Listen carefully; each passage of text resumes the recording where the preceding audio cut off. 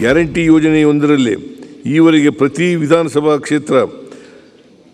ಕ್ಷೇತ್ರಕ್ಕೆ ಸುಮಾರು 233 ಕೋಟಿ ರೂಪಾಯಿಗಳನ್ನು ನೇರವಾಗಿ ವರ್ಗಾಯಿಸಲಾಗಿದೆ. ನೇರ ನಗದು ವರ್ಗಾವಣೆಯಂತಹ ಕ್ರಮಗಳು ನಮ್ಮ ಸರ್ಕಾರದ ಉತ್ತರದಾಯಿತ್ವಕ್ಕೆ ಹಿಡಿದ ಕನ್ನಡಿ. ಇವೆಲ್ಲವೂ ಸರ್ಕಾರದ ಮೇಲೆ ಜನರ ಭರವಸೆಯನ್ನು ಇನ್ನಷ್ಟು ದೃಢಪಡಿಸುವ ಹೆಜ್ಜೆಗಳಾಗಿವೆ. ಇವುಗಳ ಜೊತೆಗೆ ಪ್ರಾದೇಶಿಕ ಅಸಮಾನತೆಯ ನಿವಾರಣೆ, ಶಿಕ್ಷಣ ಮತ್ತು ಆರೋಗ್ಯ ಕ್ಷೇತ್ರಗಳ ಬಲವರ್ಧನೆ, ಸಾರಿಗೆಯ ಸುಗಮ ವ್ಯವಸ್ಥೆ, ಕಾನೂನು ಮತ್ತು ಸುವ್ಯವಸ್ಥೆ ನಿವಾರಣೆಗೆ ಹೊಸ ಕಾರ್ಯತಂತ್ರಗಳಿಗೆ ಹೆಚ್ಚು ಆದ್ಯತೆ ನೀಡಲಾಗುವುದು. ಕಲ್ಯಾಣ ಇಲಾಖೆಗಳ ಮೂಲಕ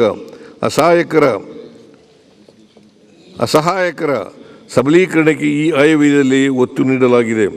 ನಾಡು ಕಟ್ಟುವ ಪ್ರಕ್ರಿಯೆಯಲ್ಲಿ ಸುಸ್ಥಿರ ಅಭಿವೃದ್ಧಿಯ ಇಟ್ಟಿಗೆಗಳನ್ನು ಸುವ್ಯವಸ್ಥಿತವಾಗಿ ಜೋಡಿಸುವ ಆಶಯಕ್ಕೆ ಈ ಆಯವ್ಯಯ ಬಲ ನೀಡುತ್ತದೆ. ರಾಜ್ಯದ ಆರ್ಥಿಕತೆ.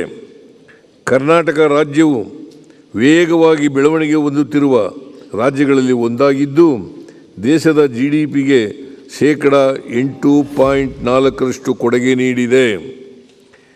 24-25ನೇ ಸಾಲಿನಲ್ಲಿ ರಾಜ್ಯ ಆರ್ಥಿಕತೆಯ ಬೆಳವಣಿಗೆಯು 7.4% ದಾಖಲಾಗಿದ್ದು, ದೇಶದ ಆರ್ಥಿಕತೆಯು 6.4% ಬೆಳವಣಿಗೆ ಆಗಿದೆ. ರಾಜ್ಯವು ಆರ್ಥಿಕ ಅಭಿವೃದ್ಧಿಯ ಪಥದಲ್ಲಿ ಮುಂದುವರಿಯುತ್ತಿದ್ದು, ಪ್ರಸಕ್ತ ವರ್ಷದಲ್ಲಿ ರಾಜ್ಯದ ಆರ್ಥಿಕ ಬೆಳವಣಿಗೆಯು ದೇಶದ ಆರ್ಥಿಕತೆಗಿಂತ ಹೆಚ್ಚಾಗಿದೆ.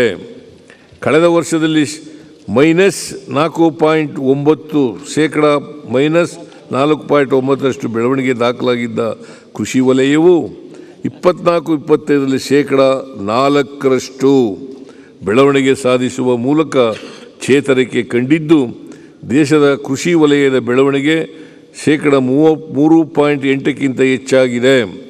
ಮುಂಗಾರು ಬಿತ್ತನೆಗೆ ಸರ್ಕಾರದ ಸಕಾರಾತ್ಮಕ ಕ್ರಮಗಳೊಂದಿಗೆ ಉತ್ತಮ ಮುಂಗಾರು ಮತ್ತು ಜಲಾಶಯಗಳು ಭರ್ತಿಯಾದ್ದರಿಂದ 24-25ನೇ ಸಾಲಿನಲ್ಲಿ ಕೃಷಿ ವಲಯದಲ್ಲಿ ಒಳ್ಳೆಯ ಬೆಳವಣಿಗೆ ಸಾಧಿಸಲು ಕಾರಣವಾಗಿದೆ.